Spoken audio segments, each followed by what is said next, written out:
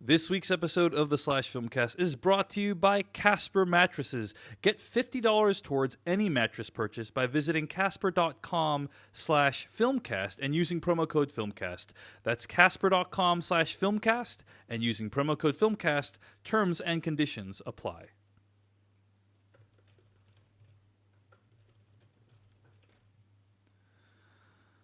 Okay. How are we doing? Are we live in the chat room? Can people see and hear us? Looks like it. Yeah, I hear you. Yeah, I'll open that up. Okay.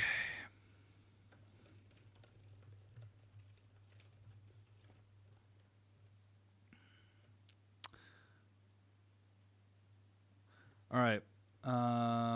Yep, here we go. 3, 2, 1.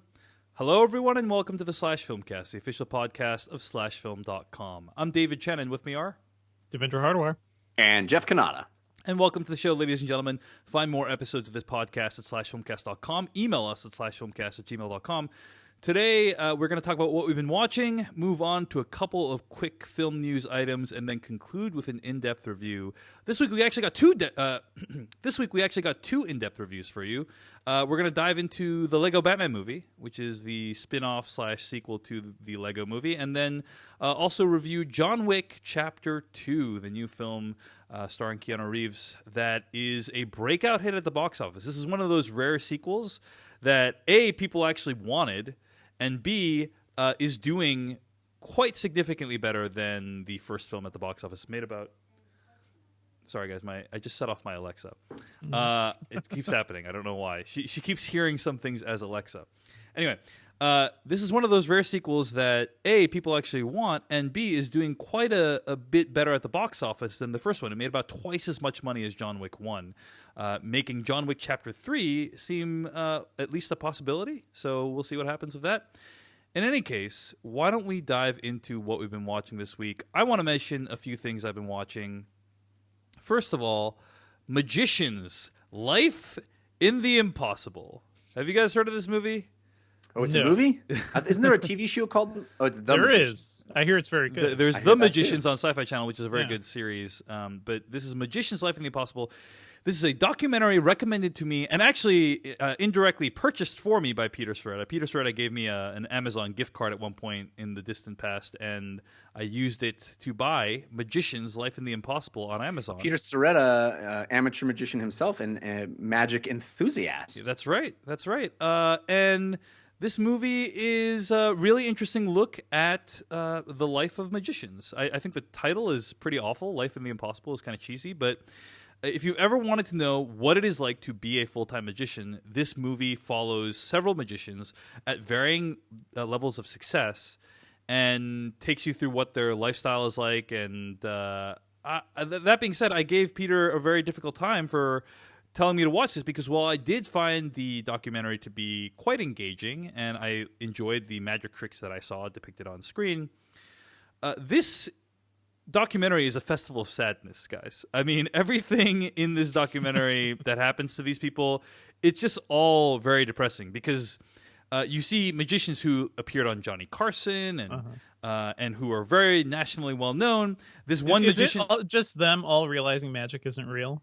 Like slow. Oh man, magic in life isn't real. I mean, the documentary is pretty well made overall. Like, if you're interested in the subject matter, I would recommend checking it out.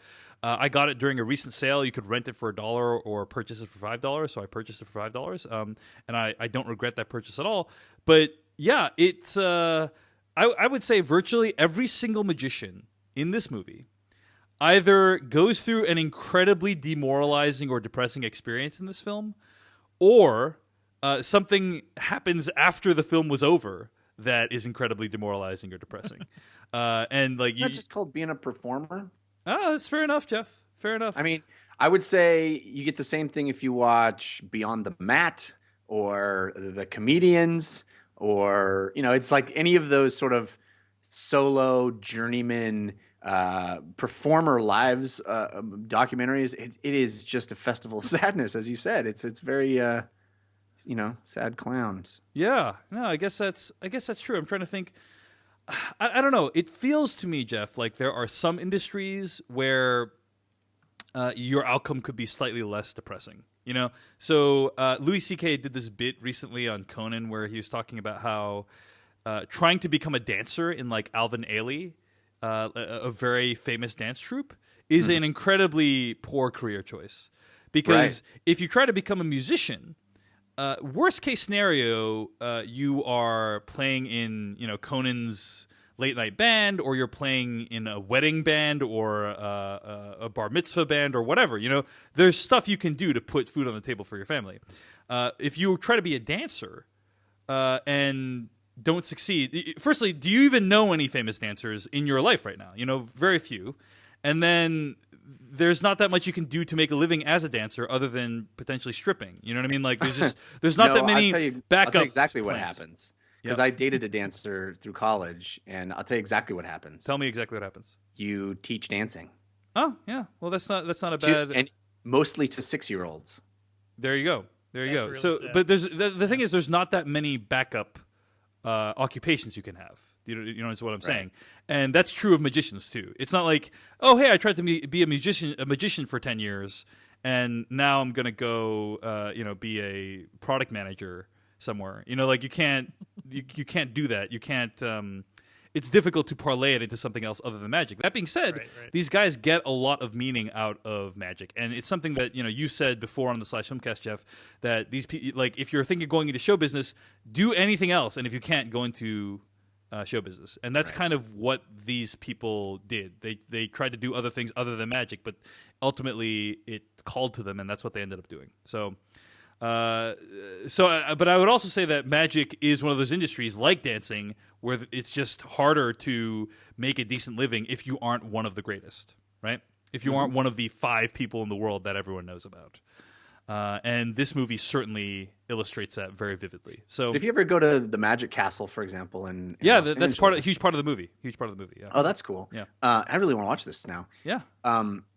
You meet a lot of just sort of working class magicians, and most of them are also, real estate agents or teachers or used car salesmen or whatever. And then they, have a gig on the weekends where they go and entertain the Kiwanis Club with their magic. Right. That is a great way to do it, in my opinion. That is a great way to do it, right? And the people in this movie are all doing magic full time, and it's a lot more challenging. So, but check it out if you have a chance. Magicians, Life in the Impossible. It's available on streaming on iTunes and Amazon. When I bought it, it was $5. It's probably more money now, but it's an interesting look at the life of magicians. Okay. That's one thing I've been watching. Another thing I've been watching is also the Oscar-nominated short documentaries. Now, I want to tell you guys, as we're recording this, it's Monday, February 13th. Tomorrow is Valentine's Day. Do you guys have any plans for Valentine's Day? Yeah, I'm gonna make some dinner. Make some dinner. Jeff Canada, what are you up to? Yeah, we're we're making a day of it. I got my wife a massage. So we're, Very cool. Very cool. So Are you asking me out, Dave? No, I'm wondering if you're busy that night to see if we can hang out. But I decided a couple years ago that, hey, I am not doing the Valentine's Day rat race at like restaurants. Instead, that's a mess. Yeah, you never want to do that. That's a way to get So fleeced. I took my significant other out to Valentine's Day dinner yesterday. When there was basically no one at the restaurant and the prices were a lot cheaper. And so, awesome move, in my opinion. And I'm glad to have a significant other that is okay with that. I advocated for this. Was it on this show? Possibly. Because I got a tweet today from a guy saying that they're doing that. I'm doing your plan about doing the day before. And I'm so excited. And I was like, oh yeah, I did say that at one point. Did you? Anyway, I'm pretty sure I said that. I think maybe that sounds like something I said. You know what's interesting? Sometimes people misattribute things people say, like on the podcast. I've gotten tweets from people saying, "Oh, thanks for recommending blah, this thing that Devindra actually recommended." But anyway, that happens all the time. Yeah. But in any case, we're all in support of the not actually going out to restaurants on Thanksgiving, not Thanksgiving, Valentine's Day evening. So take your loved one out to Valentine's Day. Another night, it's going to be much cheaper and much less crowded and not insane. Or so make dinner yourself. So we're wrapping up dinner. Yeah, make dinner yourself. That's another great option. So we're wrapping up dinner, and we went to dinner pretty early, and so we said, hey, what else can we do? Let's not just go home. Let's go do something else. How about we go see a movie? Let's go see a movie. And so I pulled out the phone, looked up in Fandango what movies are playing around me. Oscar-nominated shorts. Short documentaries, actually, were playing at Sundance Cinemas in the U District in Seattle. And I just finished making a short documentary, and I've been thinking about, what kind of short documentaries I want to make in the future. And so, hey, let's go check out Oscar-nominated short documentaries. This seems like a great idea. Well, we got to the theater. The program was, I think, 2.5 hours long, which is not what we expected. Oh, man. And then it is a it is a stroll through human misery all around the world. Essentially, is what Oscar-nominated short documentaries are. I mean, last year I think was actually even more brutal than this year, but there were 5 documentaries this year. I will name them: Extremis, Watani, My Homeland, 4.1 Miles, The White Helmets, and Joe's Violin. You guys hear about any of those films by any chance? Yeah, I think Extremis at some point. Extremis is either on Netflix now or is going to be on Netflix. I do have to say, Dave, I think the warning sign here is you went into a situation, right? Yeah. You know they're Oscar nominated, so they must be good on some sort of level, but That's you don't right. know what kind of good, right? You don't know the level of quality. It's 2.5 hours. Yes. So, well, yeah, by the time okay. we had learned that it was 2.5 hours, we had already bought the tickets. So, Okay. Yes, 3 of these documentaries are about the Syrian refugee crisis, and it's very difficult not to read it in some way as a pointed critique of the U.S. policy and attitude towards the refugee crisis. I am probably going to do a bonus episode talking about this, or some article / film talking about each of these films. But I will just say for now that by far the best one, in my opinion, was The White Helmets, which coincidentally is also a short film that you can watch right now on Netflix. Nice. Yeah. And it's 40 minutes long, and it's about this group of volunteers that is in Syria that helps save people when an attack occurs. Yeah. And also a great organization to donate to as well. Read quite a bit about them. Yeah. There are visuals in this short film that are mind-blowing. There is a moment in this short film, if you watch this short film, which I would recommend, there is a moment in here that feels incredibly similar to Children of Men, only it happened in real life. Oh, yeah, and I don't know if I can take that right now, Dave. It is amazing that they got this footage, and it's so inspiring, Jeff. Like, it's so inspiring because, there's a lot of people right now, I would venture, who are disengaging, with what's going on in the world. There, Trump is in charge, and why even try? What's the point? I'm not going to be civically engaged. These are people who freaking, when they hear an explosion, they run into it to save people. That is their job. Oh, yeah. And when you see something like that, you think to yourself, wow, none of my problems compare to what these people deal with on a daily basis. These people have saved, I think the number was 58,000 lives in the last 5 years. And so none of my problems compare. And so on that level, it's really good at putting things in perspective. And on another level, it's a situation where these people continue to wake up every day and go do this thing, even against stupefying odds. Like, can you imagine the bombing is getting worse every day? It's not getting better. Mm-hmm. More people are dying, but they're still getting up. They still feel like, hey, I got to do this. I got to save these people's lives, because if I don't do it, who else is going to do it? And that is remarkable. And I think it's worth checking out because, it's a true story of people doing incredibly heroic things who you won't read about in the news, unfortunately, and they deserve recognition. So I would strongly recommend you check this out. And fortunately, Netflix is getting in on the short film game, and that's awesome. And they're giving exposure to films like The White Helmets. So would recommend you check it out. That's The White Helmets. It's by far my favorite film from this Oscar-nominated documentary shorts. But I would also say another incredible one was 4.1 Miles, which is a New York Times documentary. I don't know if that's going to be available as well. That's about the refugee crisis as it pertains to people crossing into Greece from the Syrian refugee crisis, I think. And it's from the perspective of the people who like are the Greece equivalent of the Coast Guard. So these people were not trained to rescue hundreds of people every week who are riding in on these boats, but they do it anyway. And I thought it was a very unique way to look at this problem.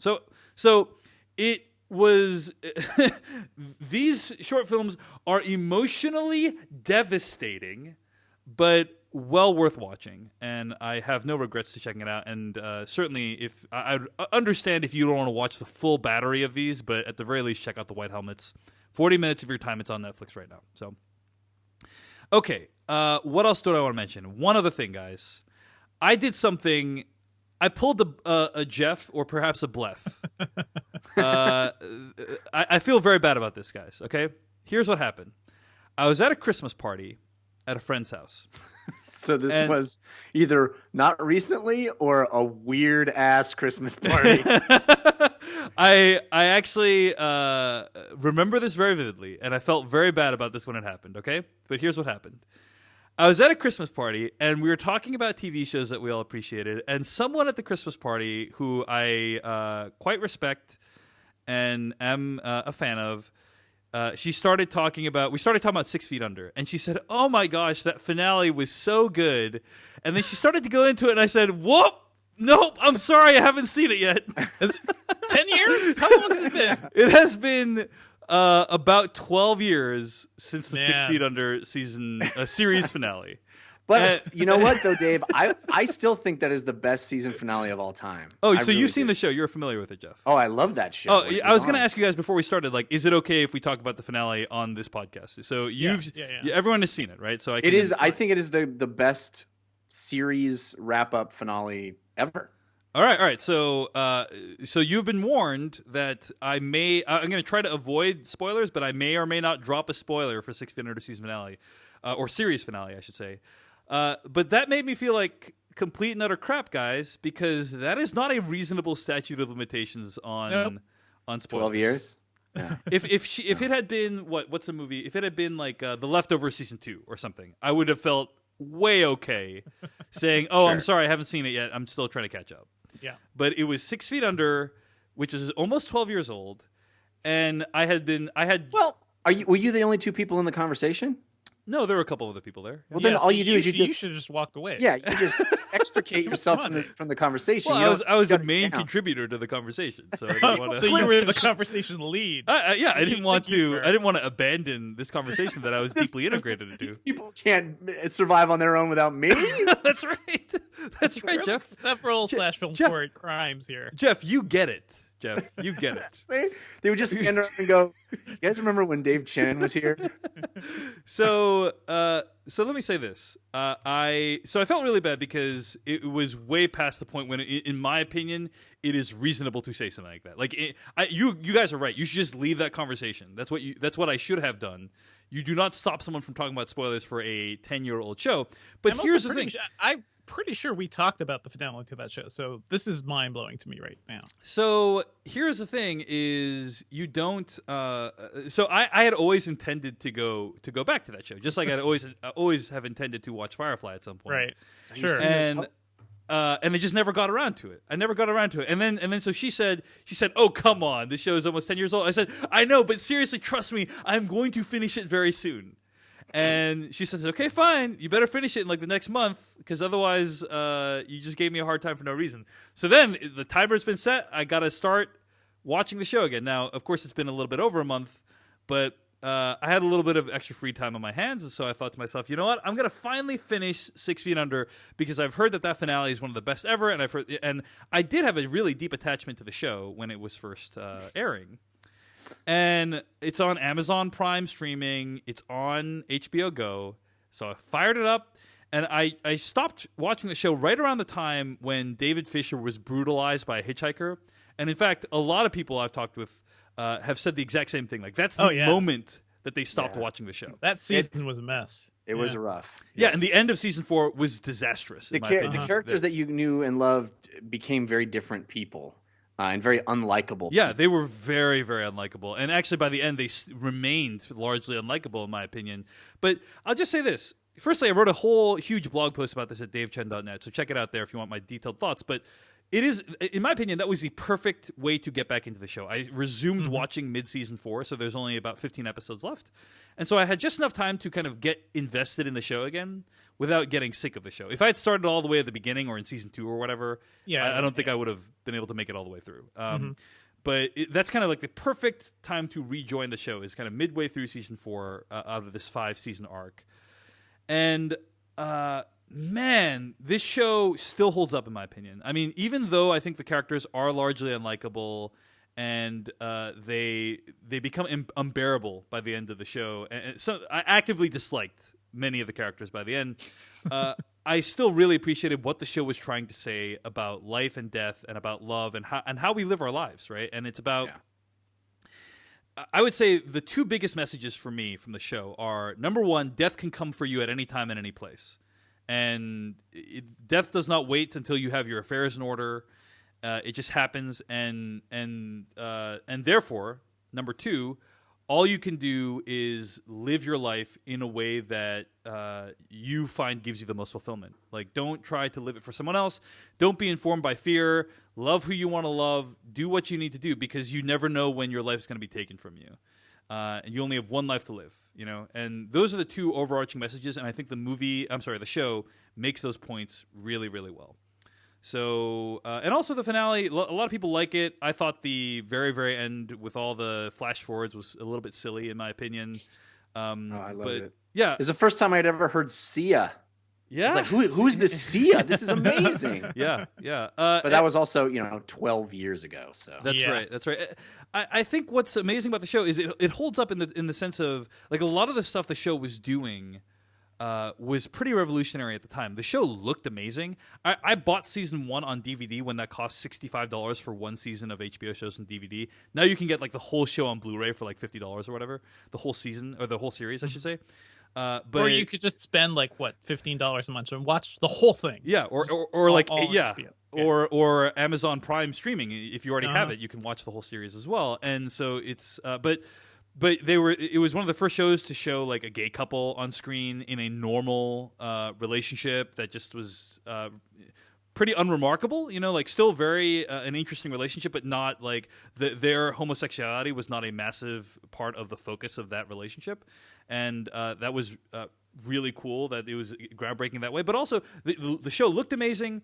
It had a really interesting structure with the death at the beginning of every episode, and the writing and the performances were on a caliber that it feels like people don't really think about or talk about as much. But this was right up there with The Sopranos, in my opinion. Oh, definitely. So at that time, it was The Sopranos and 6 Feet Under, and then everything else. Well, The Shield, but yeah. So yeah, I think people don't talk about the show as much. One, I was trying to think, why don't people talk about the show as much when they talk about the greatest shows of all time? I think one reason is it kind of sputtered out by the end of season 5. It kind of ran out of ideas, in my opinion, by the end of season 5. But another reason is that it's not a very rewatchable show, right? It's incredibly unpleasant. You don't want to go back to that time let's go watch that episode when David Fisher was brutalized by a hitchhiker. Like, no one has a desire to go see that again, Yeah. Whereas like, you could easily watch some of the Sopranos episodes. They're thrilling. They're exciting, and James Gandolfini is amazing. So anyway, just some speculation as to why 6 Feet Under is not regarded as much as the other greatest shows of all time. Sounds like you guys are a fan and would recommend also finishing the show. Yes? Yes. I would have recommended this 12 years ago, yes. All right, that's what I've been watching this week. Devendra Hardawar, what have you been watching? A couple things. I did check out the first episode of Riverdale, the new CW Archie show. And I actually really like it. I don't have any attachment really to the Archie characters. I kind of know who they are because just they're so embedded in pop culture. But I've never really followed the comics or anything, and they don't really mean much to me. But this show is just a really well done teen drama. Basically, it's really well written, well acted. Looks amazing. It has some great actors too, including an older Luke Perry, who's really I kind of dig him in this role. So yeah, as a teen CW show, it's good. That's kind of all I can say. I have no judgment on Archie as an Archie property. Unfortunately, have you guys seen this thing? No, Uh-uh. but one of my co-hosts, Joanna Robinson, this was one of her most anticipated TV shows of the year. Oh, I'm It's sure also, she's happy. yeah, I hope. Yeah. it's also something that gets quite a bit of discussion in the Slack Filmcast. So I've heard good things about it. So glad to They've hear done that you're a some fan. they've done some really interesting things with the comic book. Mhm. In fact, the horror version of the Archie comics. I can't remember what it's called. I can't remember what it's called. Yeah. It's got like I can't remember. Anyway, very, very good. It like zombie. They get zombified and start killing each other, and the fact that they were willing to take such chances with that IP has been Mhm. fun. So hopefully the TV show is as daring and fun as Yeah. well. And I, That's I don't really have much of a tolerance, honestly, for like CW teen romance shows, just because I've given a lot of them a shot, either for the superhero stuff or for other things. And this one is just pretty good. It feels a lot better and smarter, and I dig these characters. So that's I'll keep watching. Riverdale. It's airing on CW right now. And Uh-huh. what else have you been watching, Devindra? Also, did see the Girls season 6 premiere, which is very good. I will just keep as whenever I can talk about girls on this show, I will do that because it's one of the best things on TV. Um, Despite all the controversies, like from early on, like I think the show really grew into its characters. The writing team is incredible. This is the final season, though, if I'm not mistaken. This is the right? final Yeah. season. This is a show that just can find humor in so many strange things. It's funny in a way that doesn't feel funny, right? They don't set up the jokes. These are just jokes that kind of happen because of the characters. So yeah, I just want to say, like, to everybody who started, maybe fell off of this show, it's definitely worth catching up. Honestly, is worth just watching if you've never seen it before. This premiere episode also guest stars Riz Ahmed as a Long Island surfer bro, which I think is the like most hilarious thing I can think of. Because yeah, just imagining Riz Ahmed like that. So yeah, it's funny, great role for him, and I think the show just really gets these characters, and I think that's important for any drama really, but few shows understand their characters as much as Girls does. And I know a lot of people just hate these characters, and that's why they don't watch it. So yeah, I can't blame them, but it's a good show. It's a great show. Chat room got our back. Moldy Pizza says it's Afterlife with Archie is the name of the comic. There you book, go. which Got is it. very good. It's very, very good. Cool. Girls season 6 is airing on HBO right now, and this is the final season. Jeff Kanata, all of us watched a show that we were all looking forward to this week, Legion, the new FX original series by the creator of Fargo. He wrote and directed the season premiere of Legion in addition to creating the show. So this guy is a quintuple threat or whatever. But Legion aired this week. What were your thoughts on Legion? I was impressed with Legion more than I enjoyed Legion. Yeah. I'm very curious as to where it's headed. I don't know if they'll manage to continue every episode like the first episode. In fact, the ending certainly indicates that we're kind of spinning off into a new direction, but maybe not. I mean, it's the main character in Legion is a superhero that has, multiple personality disorder and is, has all this sort of inner life that is turbulent and chaotic. And the show in form is trying to put you in that experience of being sort of not clear on where what thread of narrative is true and what isn't, and it's constantly jumping around through time and sometimes in someone's mind and not in someone's mind, and very trippy visuals, beautifully shot. I mean, we're at the point now where TV shows look like films, and even superhero TV shows can look, and given the money and care necessary to look striking and beautiful and cinematic, and this one certainly hits all three of those. It asks a lot of the viewer. I don't think it was entirely successful throughout. I found it's a 90-minute premiere, and I really think that was a little long. It kind of meanders a bit and shows you things that I'm not really sure we needed to spend time doing, but the end certainly, hits with a punch that is pretty fun, and you go, oh, okay, well, we're in a superhero show now. Um, I'm curious where it's headed. What did you guys think? Yeah, I thought it was good. I wrote about this a bit more at my blog, but I thought it was an interesting combination of two things that you usually don't see together, two storytelling devices: the unreliable narrator and the non-linear story, which are actually The Usual Suspects is another show or film, I should say, that pulls that off really well. This one, I thought, barely pulled it off. Legion, I think, barely pulled it off and made it feel coherent and. But that's an immense difficulty to do something like that. I agree with you, Jeff. It's visually spectacular. There felt like, I don't even know if they were conscious homages, but like with Noah Hawley's show Fargo, there's a lot of stuff, like a lot of elements of Fargo season 1 certainly reminded me of Coen Brothers films. They seem to be taken straight out of Coen Brothers films. It seems like he's drawing from a variety of different influences. There is the opening sequence seemed to me straight out of Zack Snyder's Watchmen. I don't know if you guys remember the opening sequence of Watchmen, but the slow-mo flashing through different time periods, incredibly meticulously composed. And then there was a dance sequence that felt like it was out of Ex Machina, you know what I mean? Like with all these characters just dancing. Yeah, it's more like out of Beetlejuice. It was bizarre and silly. I guess just the color palette reminded me of Ex Machina, and that how crazy and psychedelic that scene was in that movie, I should say. So a lot of influences in the show. I do think that as we've seen with It Follows and now Legion, trying to exterminate a supernatural force using water and a pool is generally a bad idea. But people keep returning back to that. Anyway, I thought it was very interesting and certainly enough to keep me checking out the next couple episodes. Well, it looks good, and that's what we keep coming back to. And I do have to say that, like, I love the fact that No Holly Kit has the ability to create this weird ass thing, and it's on, and it's not even on like a strange network either. It's FX, right?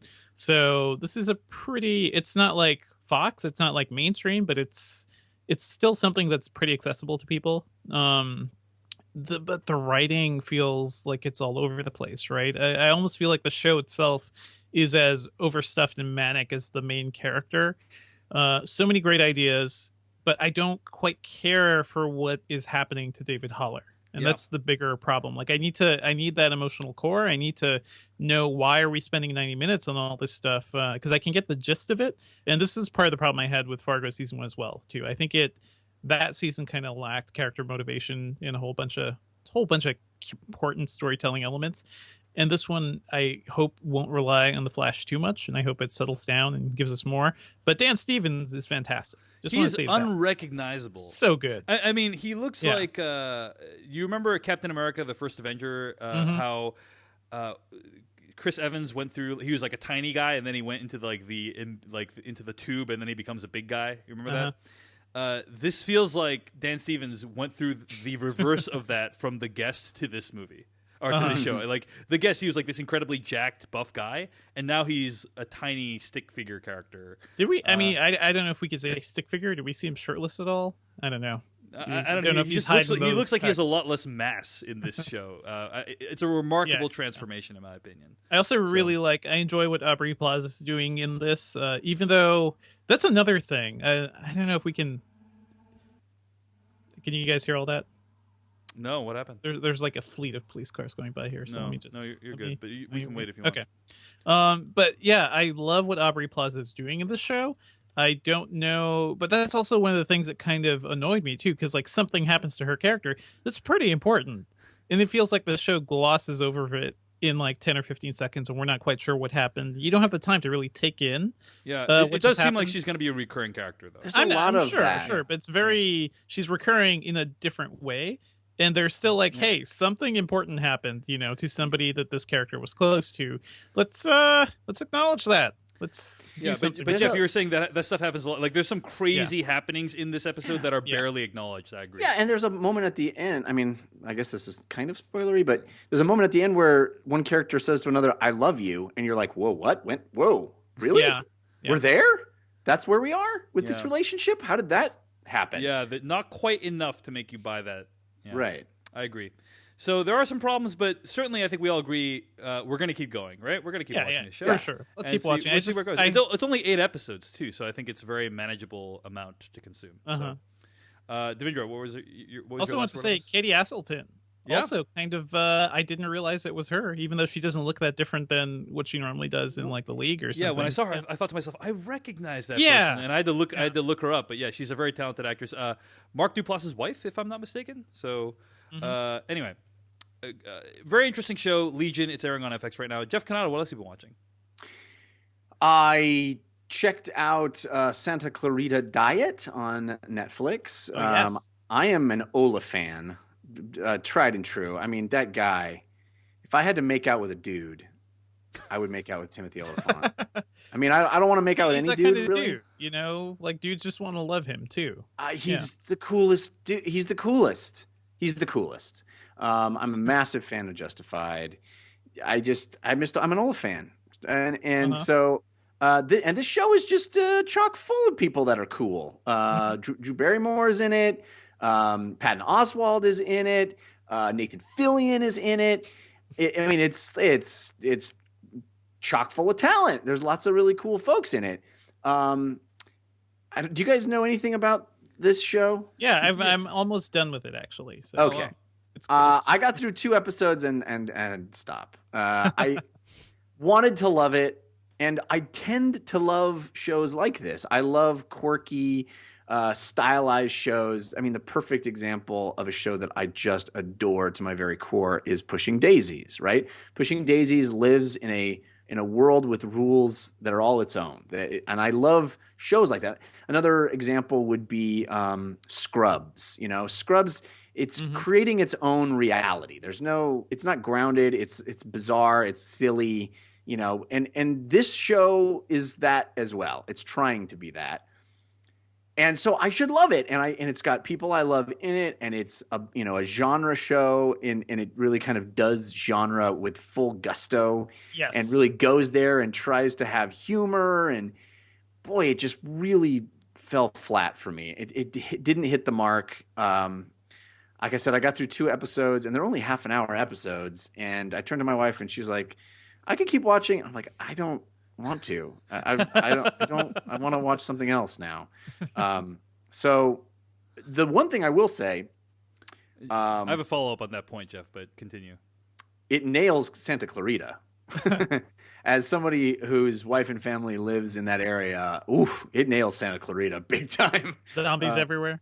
Yeah, zombies everywhere. But I don't know, Devindra, are you enjoying it more than I did? You know, it does start off a little rough. I think the pilot at points is actively bad. But yeah, what you're saying, like there are so many people here I just enjoy. I love seeing Timothy Olyphant be kind of a whiny loser. Right. Like because we've seen him be like the man for so long, right? He could just walk in there and shoot everybody and walk out and kick ass. But to him being like, yeah, just like hang out with Jeff. Him being just like a whiny, passive, bit of a loser dude is kind of funny. I find that hilarious just on the face of it. And he really commits to it too, maybe overly so at times. Drew Barrymore, I love, you could tell she just loves doing the really, really gross stuff. And this is like, she's done a lot of gross stuff in movies. And I feel like she's just having fun. I really like the actress they got for the daughter. It feels a little like Weeds meets Shaun of the Dead or something. It's a little irreverent. And yeah, like character motivations are all over the place. Like people just accept certain things. Like, oh, I guess my mom's a zombie now. Oh, I guess we're going to have to like start, doing things to feed said mom or something. But at the heart of it, it's a really heartwarming show about family and like doing like crazy things to stay together in a relationship. And I like the characters and I like where they're going, but it's definitely a rough show for sure. All right, well, that's Santa Clarita Diet, and it is available right now on Netflix. Devindra is a slightly bigger fan than Jeff Canada. Jeff, I just wanted you to know, you were talking about how your wife was watching the show with you, and I remembered how I have recommended things to you that you've watched with your wife that now you basically neither of you trust any of my recommendations. That's absolutely true. Yeah. In fact, Dave, I probably shouldn't tell you this, but okay, There's a framed picture of you at Jeff's house with just a list of things.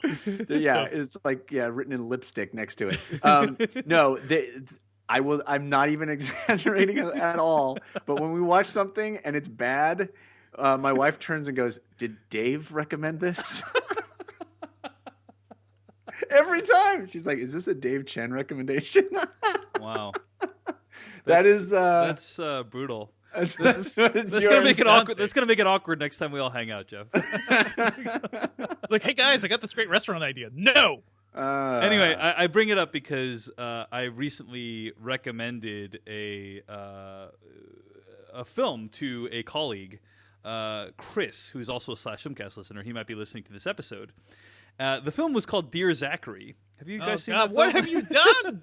No. God. There is a very delicious. legitimate reason. There is a very legitimate reason why I recommended the film. It was for a work-related purpose. And he texted me today. He said, "Hey, Dave, my wife woke up on Saturday and watched Dear Zachary. A few things. Number one, profoundly moving film.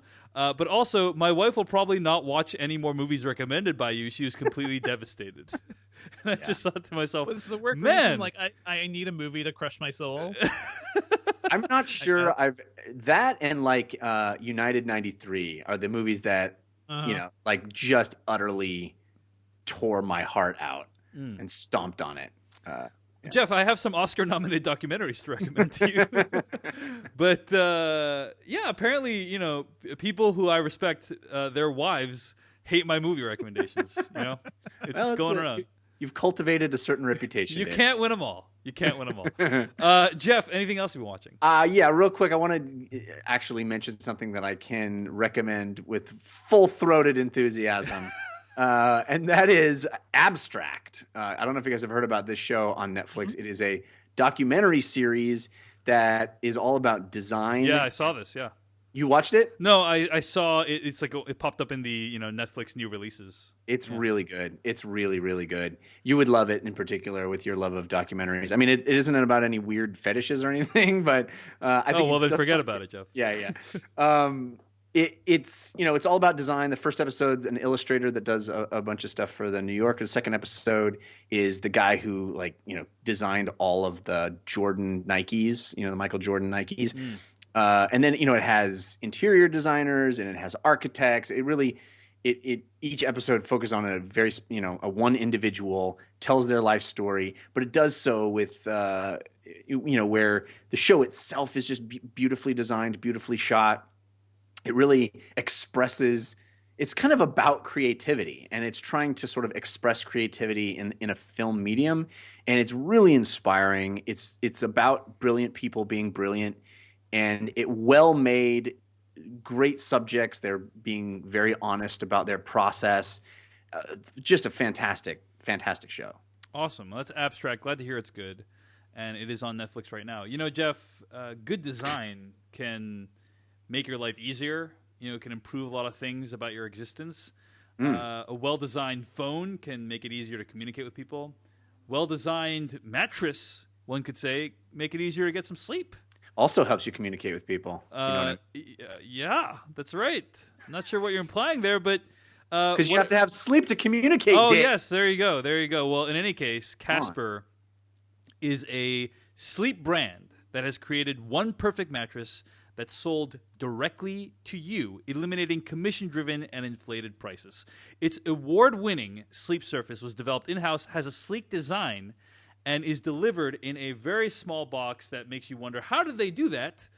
I sleep on a Casper mattress every night and find that it is a great experience. Not only is it very well designed, but it is also a very fair price that is delivered straight to your door. And when you get the mattress, you have 100 days to try it out to prove that it's the right mattress for you.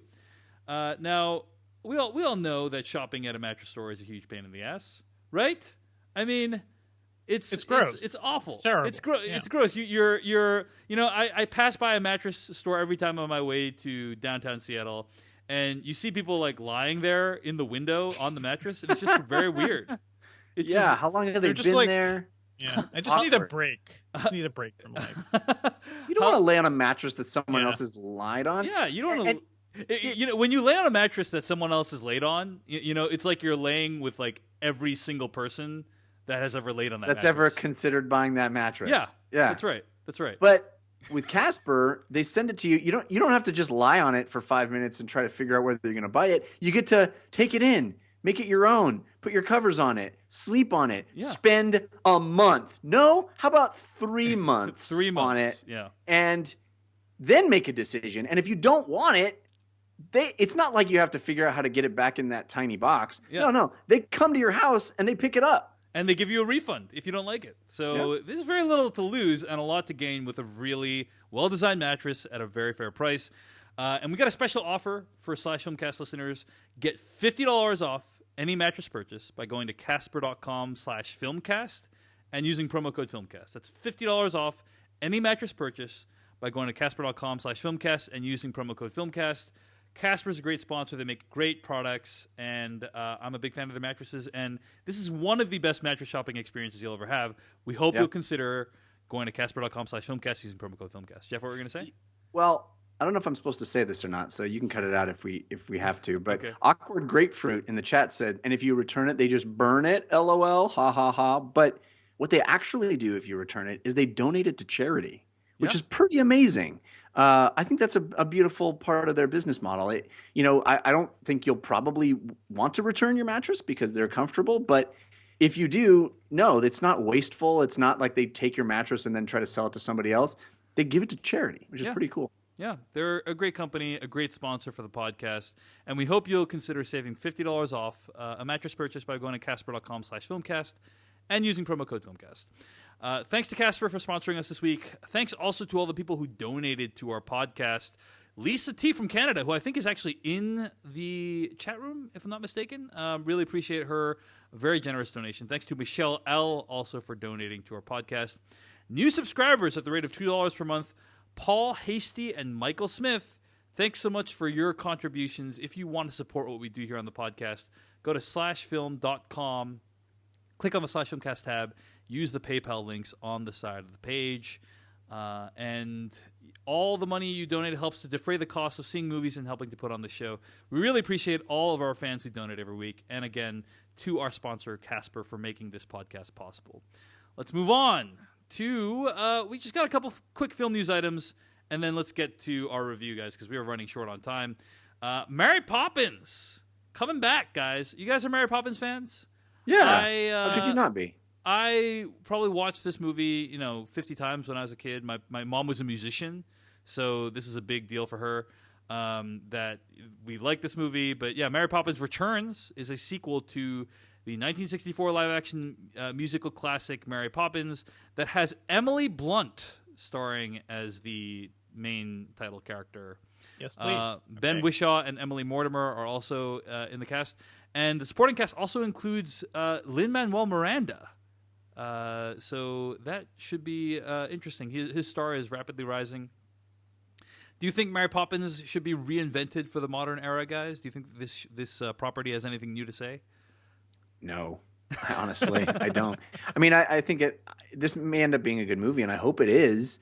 But we don't need to do this with every IP. I mean, Mary Poppins can just be one movie and be fine.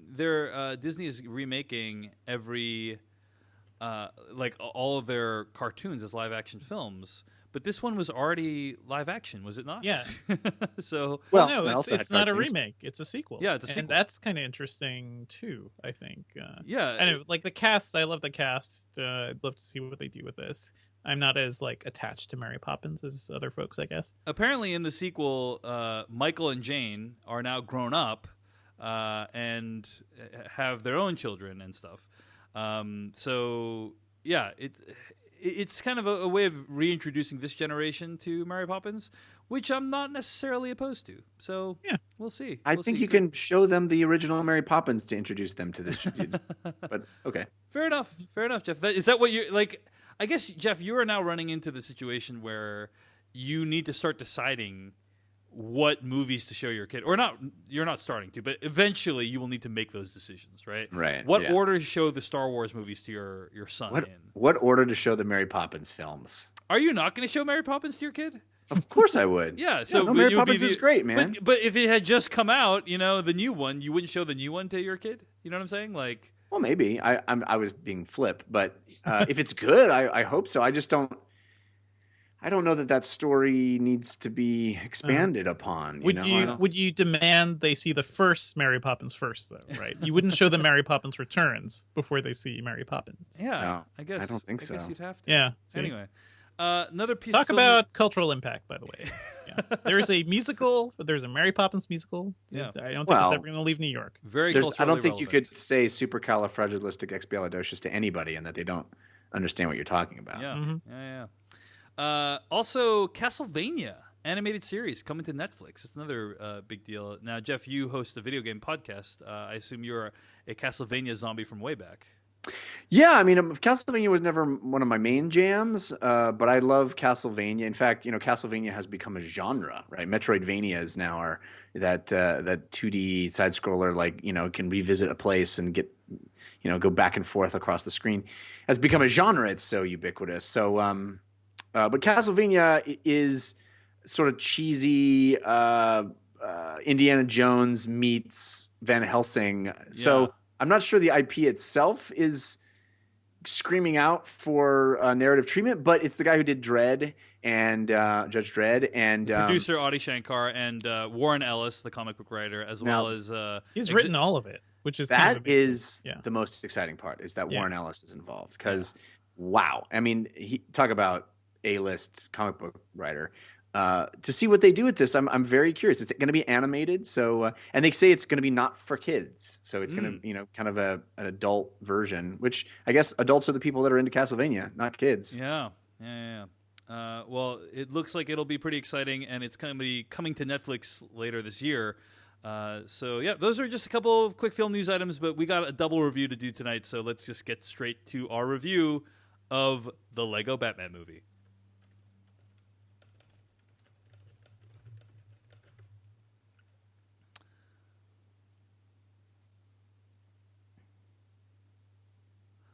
Okay.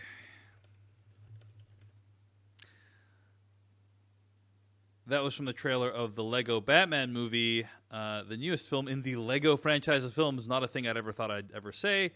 It was directed by Chris McKay, and according to the plot summary on IMDb, Bruce Wayne must not only deal with the criminals of Gotham City, but also the responsibility of raising a boy he adopted. This movie stars Will Arnett playing Batman, Michael Cera as Robin / Dick Grayson, Rosario Dawson as Batgirl, and Ralph Fiennes as Alfred Pennyworth. Zach Galifianakis also plays the Joker. Guys, this movie is also executive produced, I believe, by Steve Mnuchin, who is our new Treasury Secretary as of today. So yeah, that's good. No Hollywood elites. That's great. That's great. The Yeah. guy who made Lego Movie is now going to be helping to run our economy. So the movie at least is pretty good, right, guys? Huh? Yeah, it is. Jeff, you shared some of your thoughts last week. Devendra Hardawar, what are your thoughts on Lego Movie? Oh, I really enjoyed it, and it's hilarious.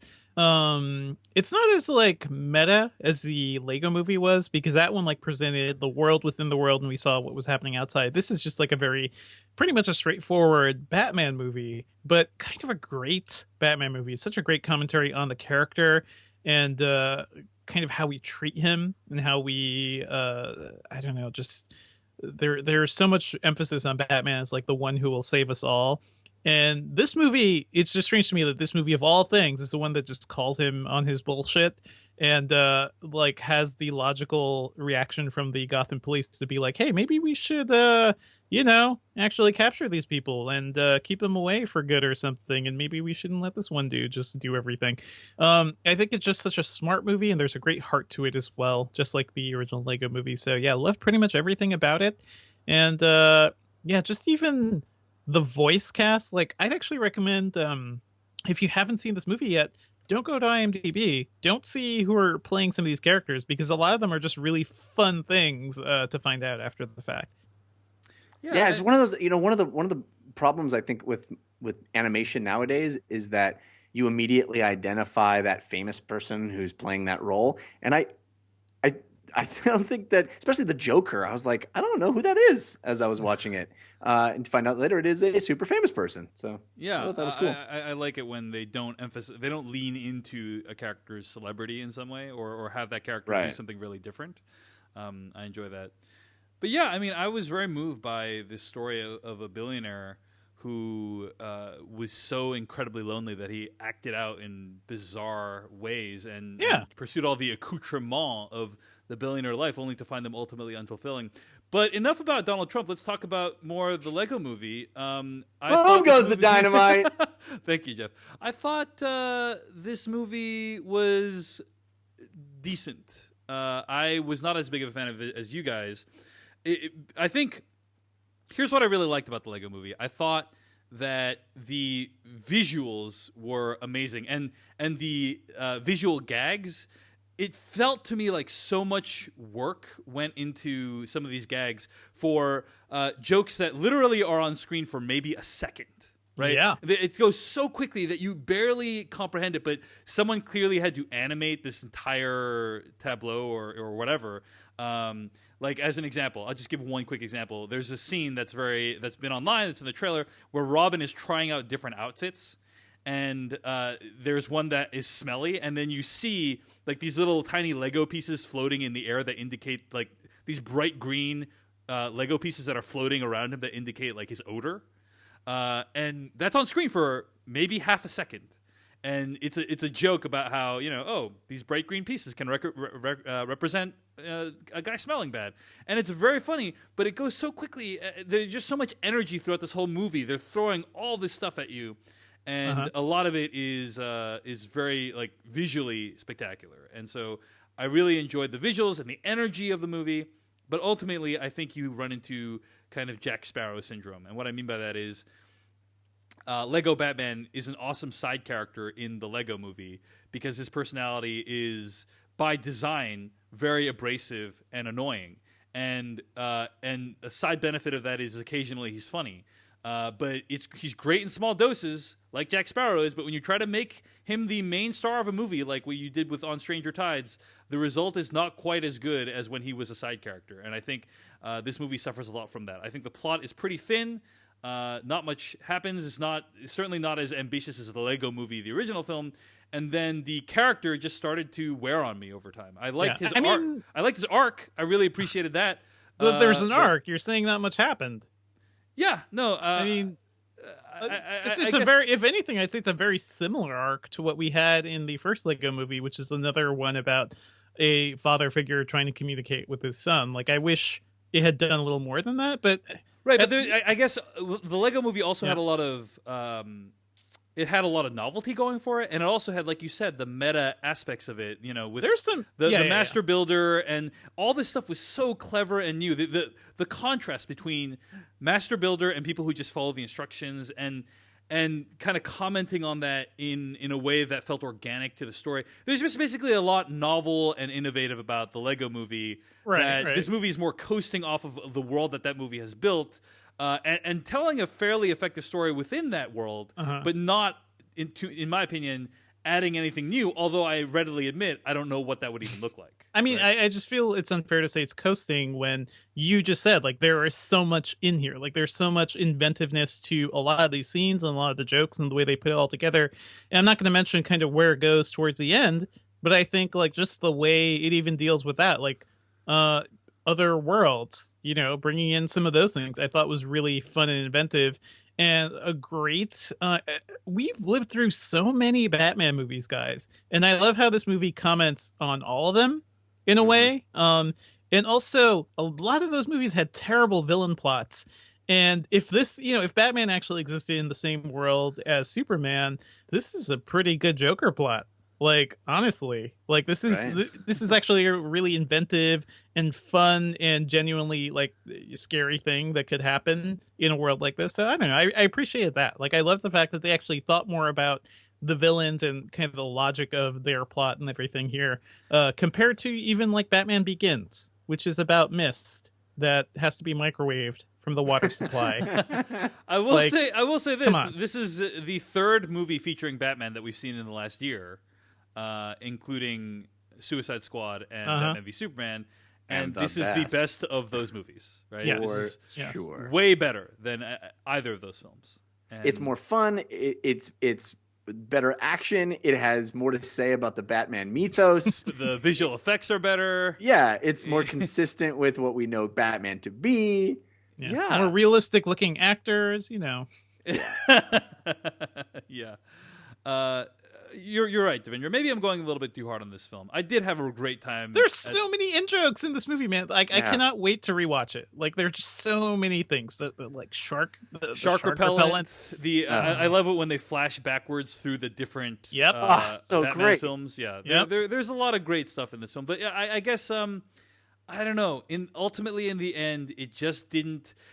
I was left with a sense of wonder and joy when I watched the Lego Movie, and maybe I also left with a sense of wonder and joy when I saw the Lego Batman, but it was much more muted. But it was quickly extinguished by reality as you stepped out of the theater. No, I just mean I don't think I felt them quite as acutely as I did when I saw the Lego Movie. Yeah. And part of that is because they're trying to thread a really thin, needle, I guess, in Lego Movie. Like, take this product that's literally bricks or interlocking bricks and make it into something that is fun and exciting and also is commenting on the act of building itself. And this merely felt like a I don't know, not as revelatory as that movie for me. But still a whole lot of fun. So, Jeff Kanata, any other thoughts about this movie? Well, I'm curious if now that you guys have seen it, what we talked about a little bit last week with the sort of meta-ness and the irony that is pervasive, especially in the opening sequence of this movie. And it's the ironic take on Batman being like a young person's first taste of what this character is. Did you look at it through that lens at all? I think I thought it was completely fine, Jeff. I think the reason it's fine is because even though it's all posturing, the stuff in the opening scene, it's all posturing. And when he's talking about how cool he is and how badass he is, then he goes home and needs to microwave lobster thermidor by himself. Which, by the way, I consider myself a bit of a foodie. I've eaten at a lot of restaurants in Seattle. You would never microwave lobster. Well, first, I actually did not even know what lobster thermidor was. I had never, or if I'd heard of that dish. You're not a billionaire. That's right. For those who don't know what lobster thermidor is an incredibly elaborate dish that features lobster, and yeah, you should not microwave it.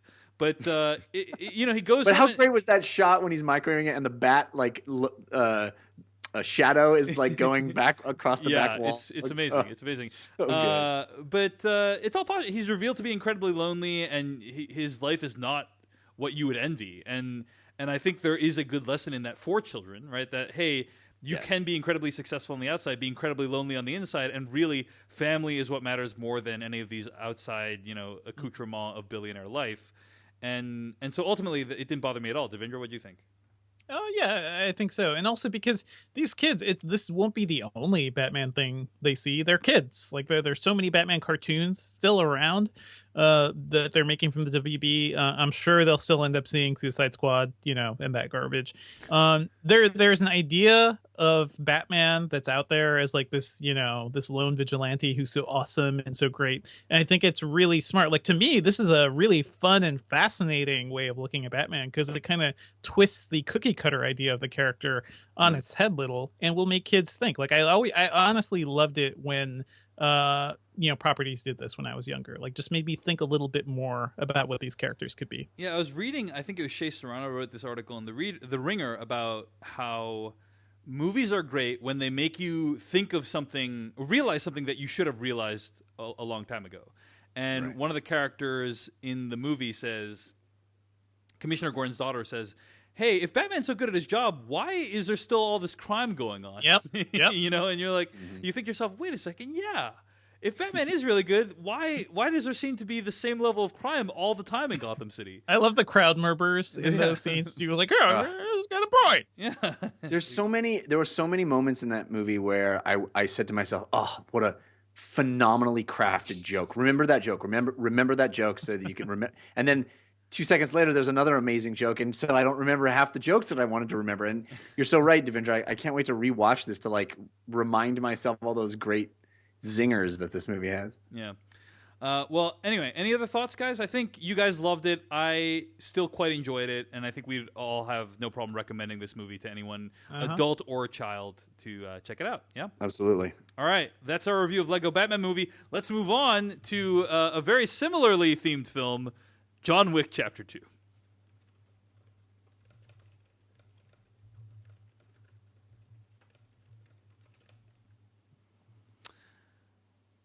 That was from the trailer of John Wick Chapter 2, the new film starring Keanu Reeves, directed by Chad Stahelski. I'm going to read the plot summary from IMDb. After returning to the criminal underworld to repay a debt, John Wick discovers that a large bounty has been put on his life. This film stars Keanu Reeves, Ricardo Scamarcio, Ian McShane, Ruby Rose, and Common, as well as Lance Reddick and Lawrence Fishburne. And John Wick, this is a movie that really surprised us when it first came out. No one really saw it coming. I think it dropped at Fantastic Fest or one of those genre festivals. It was made for around $20 million, made over $80 million worldwide at the box office. It was a hit. This one now comes out a couple years later, and a lot more people have had a chance to discover this movie on video on demand, on home video. And it is doing really well. And anecdotally, I will tell you that I was talking with my significant other about this movie, and I was wondering, like, why does this movie, for me, it seems to appeal to more women than other mindless action films. And I wonder, what is going on? Is it the styles, right? Emotional core, guys. Is it the emotional core? Puppy. Right? And Puppy, yo. her response was that it's a... when you watch a movie like by Arnold Schwarzenegger or whatever, there's a lot of like macho posturing and a lot of off-putting sexism in a lot of those action movies. And these movies have none of that, right? It's just, this is a guy who just wants to sit at home and think about his dead wife, right? And that's all he wants in life. Let him sit in misery. He just wants to sit in his incredibly modern, stylish house and think about his dead wife. And he doesn't want to go back to this life, but Maybe do a little concrete work on the side. Yeah, that's right. But they pull him back in against his will, and okay, I guess he has to kill all these people, right? And he's like, and that's kind of anyway. That was my significant other's take, that there's a lot of the things that make regular action movies unappealing are not in this series of films, which I thought was an interesting take. But Jeff Kanata, you said Keanu Reeves was woefully miscast in John Wick 1. And what did you think? Do you buy him anymore as this character in John Wick Chapter 2? Did I say that? Yeah, you said it was great, except you thought that he was cast wrong. Like you didn't think he was the right actor for this role. I have to say that one of the things that I think is most impressive about both of these movies is there's never a moment when you don't think that that's Keanu Reeves doing all of that. Yeah. And his physicality is amazing in this. He's like pushing 50, right? Yeah. And there is no moment where you're like, well, stuntman did that part. It really feels, I mean, I know there obviously were lots of stuntmen, but he A, does a lot of it himself, and B, it is executed in such a way, so to speak, that makes you feel like that's the actor all the time.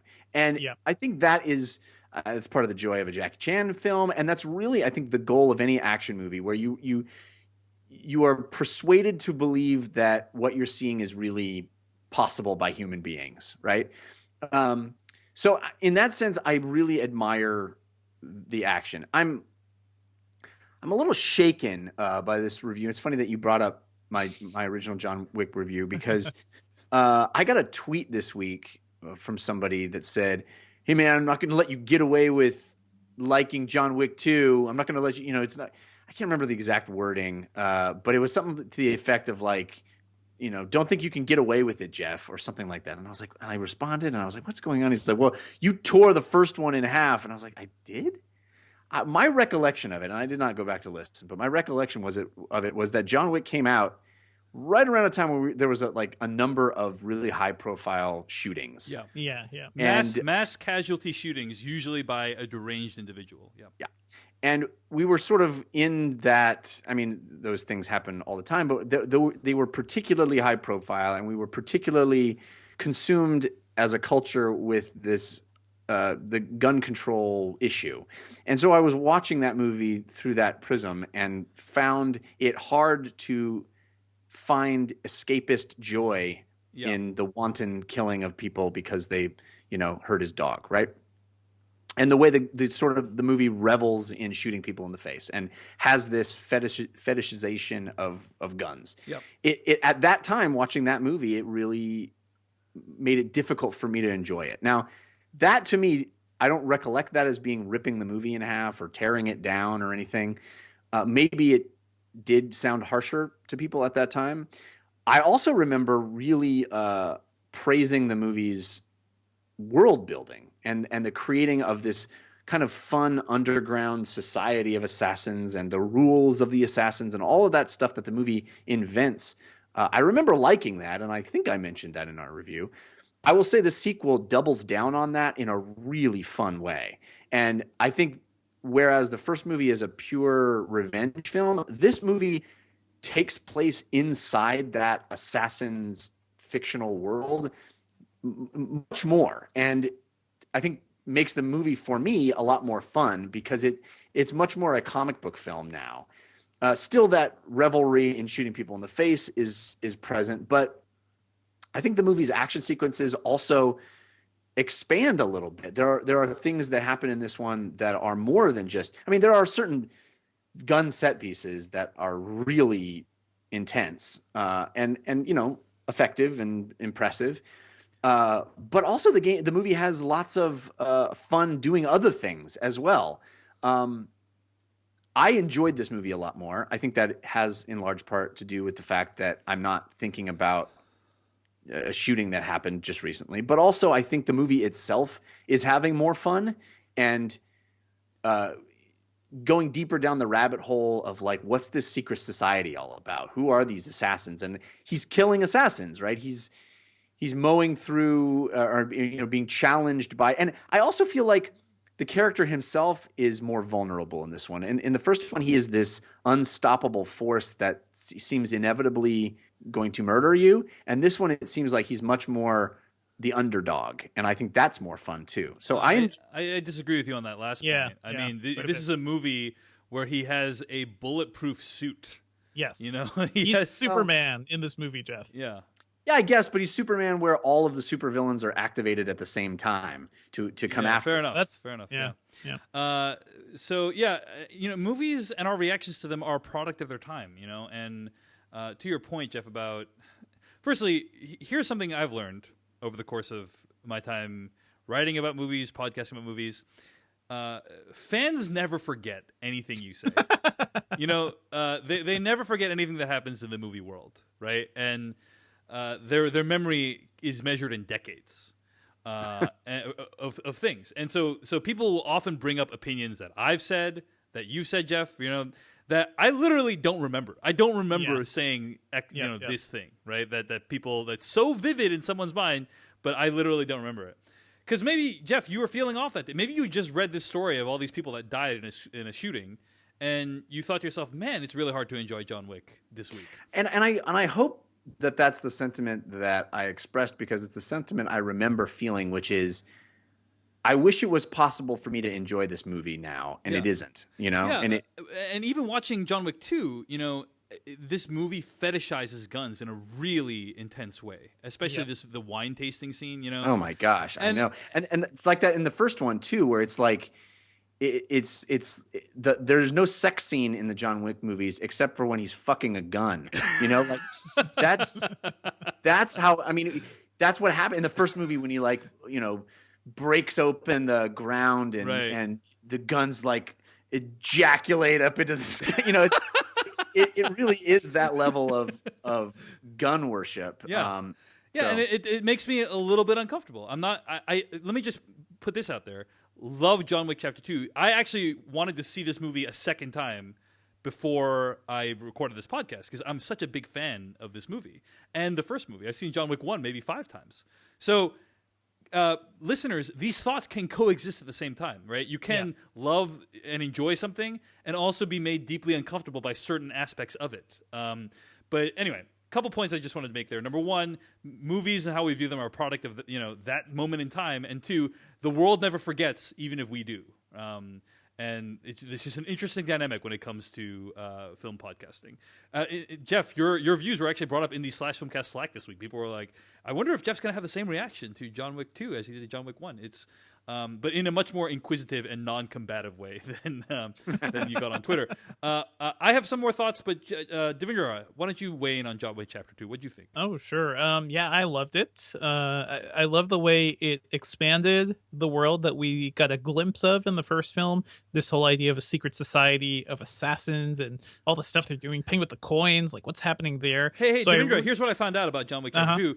Yeah. Everyone is an assassin. Everyone is an assassin. There's assassins everywhere. At least in New York. Also, the exchange rate for those coins is baffling to me because I don't know how a coin buys a cup of coffee, but it also pays off a dude. Yeah, and a room, and like nobody can make change for one of those things. It's very difficult. None of it makes sense. But I just love that and the comic booky aspect of it, and the sort of like professional respect people have too. Like I love the first conversation between John Wick and Common's character Cassian.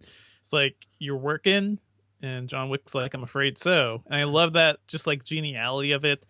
And I love the action too, although I think I know that I guess that'll need a deeper discussion because overall, like, there's some really great stuff here. There's some sequences that are so inventive and so fun and so interesting that I honestly haven't seen them in a movie before too. Like there's a casual gunfight where they're just like strolling through a subway station and like Common and John Wick have silencers and like it's just so well done. And I feel like there wasn't enough of that, but what we got was a lot of very repetitive action that we had seen before in the series. So I wish it had doubled down a little more on new stuff. There's an opening sequence that is just baffling to me because it's John Wick in his supercar versus taxi cabs. And I'm like, guys, what is your plan here? You look at his car, look at your car. What's gonna happen here? And like that entire there's a chase before that. That's a lot of fun. That's how the movie opens. But that fight in the taxi area just felt like there wasn't anything interesting about it, and that got me a little worried about the movie. There's a fight through like a set of catacombs here that feels a little video gamey and not as interesting as it could be. Because I think back to the first movie, right? There's so many set pieces in that movie that are just like burned into my mind. Like the takedown at the club where the guys are in the pool, like all of that. Well, I think visually, I definitely think visually the catacombs set piece didn't live up to what I had hoped. The establishing shots are really great, and apparently that woman who he's trying to assassinate lives there. She lives under the catacombs. She's got a whole pool and everything. Well, her home is connected. She's in a mansion, but she's connected to the catacombs. You see? Yeah, fair enough. But Devendra, I disagree. I actually think that this movie did a much better job of sequencing the action scenes than the first one. In my opinion, the action scenes peaked in John Wick 1 with the first two action scenes. You got the assault on his home and then the nightclub scene, which was the highlight of the whole film. And then it kind of peters, like he kind of, spoilers for John Wick 1, he kind of incidentally shoots Alfie Allen's character, right? Like he attacks him while he's playing video games. He kind of he just shoots him a little bit while walking through a fire, and then ends the movie fighting a grandpa in the rain. That's not the best. AKA Michael Nyquist, who's actually very physically capable. But it felt incredibly anticlimactic to me. This movie, I thought, started with a couple action scenes that were okay, like you said. I don't think they were the strongest, but then they really ramp things up as the movie goes on, and I think the ending totally was satisfying to me. So I don't know. Like, I'm of the opinion that you need to at least start by wowing me. Like I'd have, especially if it's the opening action sequence, right? You're trying to say, you're saying something, you're making a statement, and if your statement is, I don't know how to make this sequence more interesting, that's not a good sign. Well, I think you're going very hard on this, and I mean, John Wick 1 didn't even have an opening action scene. You know what it was doing? It was building character. It was building motivation. I will give you that one. I will give you that one because I think as ludicrous as the plot of John Wick 1 was, at least there was an emotional core to that film. And this one, I feel like, falls flat on that front. I think it's quite a bit in John Wick 1 before we even get to the action, right? You really got to build up to it. Yeah. That movie had such a great emotional core. Like, it's not just, the guys didn't just kill a dog. They didn't just steal his car. Like, that was like his last, connection to his wife and everything. Like, it's silly. It's a little hokey and pulpy, but it meant something. And I think Keanu Reeves really sold it. This movie is like, okay, well, he got to get the car back because that's a plot point from the first movie. So we did that. And everything after that, it just didn't feel like there wasn't as much momentum. It felt like things were in a weird way. Very plot driven and not organic. Plot driven, but also John Wick felt a lot more passive this time. Even though the plot also happened to him in the first movie, in this one he's reacting more than actually like setting out to do things. So I don't know. I just feel like the emotional core of the first movie helped quite a bit. I really enjoyed this movie. There's so much good stuff here, and we could talk more about that. But I want to say this up front. Like, I saw a lot of people saying, like, oh, man, this is even better than the first one. There's so much action in here. And I'm of the opinion that the action has to mean something. And I think so much of the action in this movie didn't mean anything other than, raising the kill count to the movie. Yeah, I sympathize with a lot of what you said, Devendra. So I think in my opinion... Yeah, really quickly, I think Keen Act in the chat makes a really good point. Yeah. It's not the car he really wants back. So when you talk about character building, I think that you don't overlook that fact. Fair enough. So I really enjoyed this movie. I think the action is great throughout, but I agree with Devendra that the emotional core of the movie wasn't there as much, and all the stuff of the things that John Wick 1 did, John Wick 2 does more of, right? Yeah. And does it in a more intense way. For good or ill, the plot is more and more ludicrous. The dialogue is more and more ludicrous, in my opinion. But here's the thing. Everyone in this movie knows what kind of movie they're making.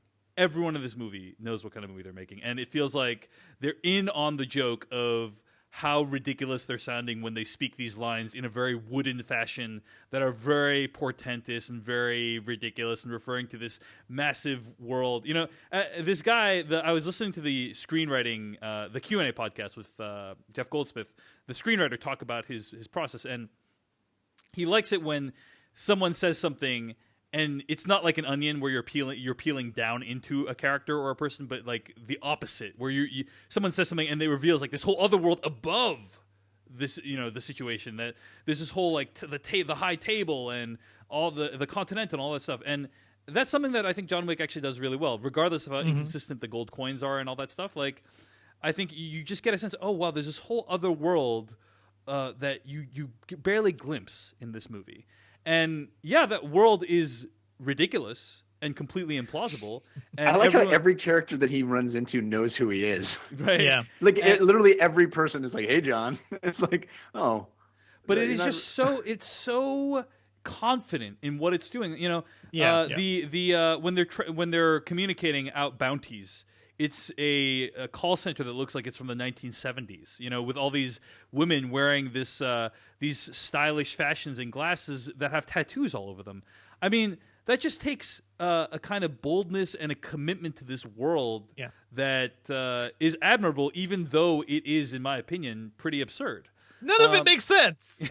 And it doesn't make any sense. And it doesn't make any sense. It doesn't make any sense at all. But in John Wick 1, that was okay because, like you said, Devendra, emotional core, building this character, building his relationships with people, and in this movie, not so much. And so I think his house. John Wick 2, better action, but not as good, not as emotionally satisfying, in my opinion. I will just say one other thing before we move into spoilers, which is that I thought it was hilarious, like that the what do you call it? The rules that are introduced into this world, seemingly arbitrarily, like the idea. A major plot point in this movie is this marker. John Wick 2 owes something to this guy Santini, and it's because of this marker, because of that thing that he did that's referred to in John Wick 1. It's this marker that he has to fulfill this marker. And Ian McShane at one point says, hey, it's it's a no-brainer. The only two rules of this world are number one, don't do business on continental grounds, and number two, you never break a marker. And I'm like, really? Was that introduced in John Wick Chapter 1? I think they just made that up arbitrarily for number 2. And I just thought that was funny that they're introducing all these rules left and right and trying to do it in an organic way. And it's not quite working, but I appreciate the effort. It's kind of like... At least the marker explains something, right? Like, if he was this bad dude that everyone was afraid of, like, how the heck did he just get out and try to have a normal life? And maybe he basically struck a deal with the devil. And I kind of buy that. I like that bit of, rewriting history there. Yeah. Any other thoughts, guys, or shall we move to spoilers? I like when he said, well, what did he ask you to do? And he's like, oh, I didn't ask him. I didn't ask that part. It's like, oh, yeah. Well, you probably maybe you should have asked that before you said no. Because he kind of knew what was going to happen, right? Like, you say no to this guy, like, it's not going to be good for you and your puppy. Yeah. All right. Well, let's move on into spoilers for John Wick Chapter 2 starting right now. So let me just say this, guys. The ending action sequence in the Hall of Mirrors is... I mean, it's probably going to be up there in my favorite action scenes of all time. Are you kidding me? I thought it was incredible. Oh, man. Like, logistically, how they filmed there without seeing any cameras in the frame. The entire space looks very convincingly like an actual museum.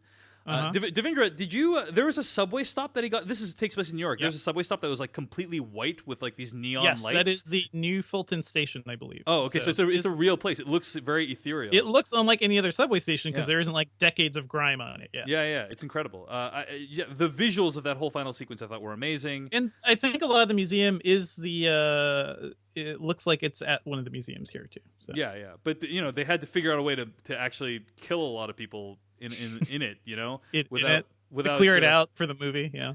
Well, they're getting blood everywhere and stuff, or maybe it's digital blood. Who knows? Who knows what they're doing? I don't know. I'm not sure how they made it. But I was very impressed. Tell me more about why you like this mirror scene, because I was pretty underwhelmed by it. I just thought the way the conception of it and the fact that you like technically how challenging it is. The fact that you never see any mirrors. And or you never see the camera. You never see the camera. That's what I mean to say. But Dave, I present to you Enter the Dragon. I present to you so many goddamn action movies where they do this mirror, final boss battle thing. Like, it's not a new idea. It's not really original. I don't think they didn't really push it in any way, right? That is another thing that kind of disappointed me. Like, I feel like they could have been a little more creative, and that's what annoys me too a little. Like that. My favorite memory from this movie is that just like the subtle shootout with Common. Like how interesting is that? Because that's something you've never seen anything like. I have never seen it before. It's also done really well and just shot really well, and it's so short. But yeah, I don't know. So I guess I can see what you're saying about the mirror scene. It just felt a little underwhelming to me. Like, I was more impressed with the rain fight, honestly, from the first movie. Interesting. Well, I love the mirror scene in this movie, and there were what other action scenes? There was that whole montage of all the assassins, and also apparently, by the way, all homeless people are assassins too. By the way, I have complicated feelings about that too, because it felt. That feels like a shitty thing to imply about people in New York who genuinely have problems. Like, I understand it's a comic book and I understand all that. Yeah. People are also afraid of these, of homeless people. Like, they walk into a subway car and nobody will like be near them because a lot of times people are just like afraid. They don't want to like associate with this. And the idea that, they're all secretly assassins, it's kind of interesting. I don't know. I think it was cool that you keep hearing this story about how he killed a bunch of dudes with a pencil, and then we get to see him kill dudes with a pencil. It's like, oh, that's how he did it, everybody. Yeah, I don't think a pencil would actually behave that way, though. Yeah. I thought the pencil scene in Dark Knight was more convincing than the idea that like a pencil could go into a guy's neck. Or the Bourne Identity. Like, that's also one of those things where it's like, dude, just keep the mystery. You don't need to show it to me. We've seen this guy. Take out a buttload of dudes. And with gun cutty, you don't need the pencil scene. The pencil scene, is a little bit like, I wonder if it would have been more effective if they hadn't shown it, because they didn't show what he did, that night to get him out of the business, right? They never flash back to that, and I think that's a good decision, because whatever you invent in your head is going to be much better than what they show. So I thought the plot line with what's her name, the woman Gianna D'Antonio, played by Claudia Girini. I think that they should have done more to make her an evil person, because without that, I think that opening action scene with him killing all these guards, he's just killing people who are doing their jobs, right? Yeah, and that was his job. Like, but in the first movie, he was doing the same thing, but they were defending a despicable person, aka Alfie Allen's character. In this movie, okay, Claudia Girini's character Gianna, she took away that guy's business, that black guy who I don't even know if you I don't even remember what his name was, but she took away his business, and apparently did so in a very cruel way, right? And that's basically all you know about her, and you don't even know like any details about that or whether that was fair. Akoni was that guy's name, played by Chukwudi Iwuji. But yeah, it's. I don't think you're supposed to think that she deserved to die. Yeah. Yeah, but then in that case, it's like, I guess I enjoyed rooting for him killing all these dudes in the first one. The moral complexity was a lot more straightforward in the first movie. And maybe they're trying to be more morally complex in this one. But I don't know that John Wick is an inherently morally complex series. I don't know if moral complexity and the John Wick character mix very well. Because I think the pleasure that people get out of these movies is watching him kill a bunch of bad dudes. Yeah, I think that the idea, this one is set almost entirely in the world of assassinry. Yep. You know, and it's the Assassins Guild having infighting, and I kind of took that as being like, well, everybody is evil, so he's just eliminating all the evil people in the evil world. That's fair enough. They're all assassins. They're all trying to get a seat at the assassin table to do assassinry. Okay, that's a fair point, Jeff. Here's another thing that I was mildly disappointed by: the incredibly fat Asian dude. I thought, that guy has got to be an incredible badass. If he's going to be an assassin, you've got to be really shot good in the head and still doesn't die. I guess I just wanted him to do more, something interesting, versus he's just a really fat Asian assassin. I think he was like a sumo wrestler, though. Like that's kind of what they were painting him as. Somebody in the chat room actually brought up that scene and the way it was like cross-cut with a couple of the other fights, which was kind of interesting. Like, because if they had just presented those fights to us one after another, probably wouldn't have been as interesting. That was some good editing. I agreed. Yeah. But apparently, some assassins like John Wick are get paid very well. Yeah. And some of them need to perform on the street.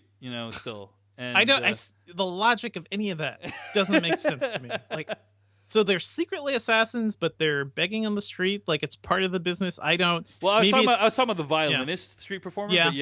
But also Lawrence Fishburne. Hard. Well, buskers, who knows? Buskers can earn a lot, right? But the whole beggar system of assassins, I'm not sure about. What did you guys think of the ending? I think one of the things that's good about this series is how well they establish the rules so that when John Wick does quote-unquote business on company grounds or on intercontinental grounds, it is shocking. Like, I think I gasped when he shot. It was a loud gunshot, too. Like, it was surprising in many ways. When he shot Santini in the restaurant at the end, that was a shocking moment. And I was a little bit disappointed that he wasn't punished in the same way the character from the first one was by getting killed. That would have been pretty bold. But Ian McShane hand-waves him away. He's going to get killed. Like, that's the plan.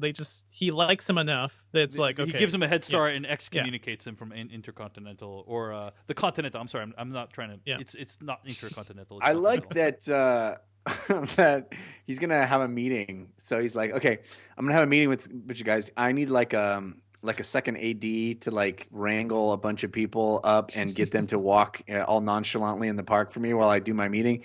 Wardrobe, you can do your own wardrobe, you guys, but I don't want anybody looking too samey. We're going to have, you're going to start on this side. You're going to start on that side. You're going to be walking back and forth. But everybody sort of mill around. You're going to, I don't know how long I'm actually going to be talking to John Wick, but at a certain point, I'm going to tell everybody to stop moving. It's going to be really cool. We'll recreate that scene from The Matrix, guys. It'll be awesome. This is a movie series that if you think even just slightly, even just cursorily about the world, it falls apart very rapidly. Yeah. But all that being said, Jeff Kanata, are you looking forward to John Wick Chapter 3?